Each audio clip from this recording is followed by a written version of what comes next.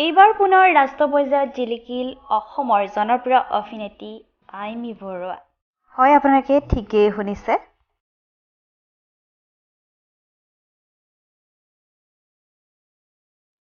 জনপ্ৰিয় অভিনেত্ৰীগৰাকীয়ে ফ্ৰান্সত গৈ কি কাম কৰিলে জানি আপুনিও হ'ব আচৰিত। ফ্ৰান্সত গৈ কি কাম কৰিলে অভিনেত্ৰীগৰাকীয়ে জানিবলৈ ভিডিঅ'টো অলপ স্কিপ নকৰাকৈ শেষলৈকে চাই থাকিব। আৰু যদি এতিয়ালৈকে মোৰ চেনেলটো ছাবস্ক্ৰাইব কৰি ৰখা নাই, ছাবস্ক্ৰাইব কৰি দি কাষতে থকা বেল আইকনটো প্ৰেছ কৰি দিব, যাতে আহিবলগীয়া নতুন ভিডিঅ'ৰ নটিফিকেশ্যন অতি সোনকালে পায়। আপোনালোকক জনাবলৈ পাই সুখী হৈছোঁ যে অভিনেত্ৰী আইমি বৰুৱাই দ্বিতীয়বাৰৰ বাবে আন্তৰ্জাতিক চলচ্চিত্ৰ মহোৎসৱ কেনছ ইণ্টাৰনেশ্যনেল ফিল্ম ফেষ্টিভেলত অসমৰ গৌৰৱ পাট কাপোৰ পৰিধান কৰি ৰেড কাৰ্পেটত খোজ দিলে। এয়া আমাৰ অসমবাসীৰ বাবে খুবেই এটি গৌৰৱৰ বিষয়, হয়নে বাৰু?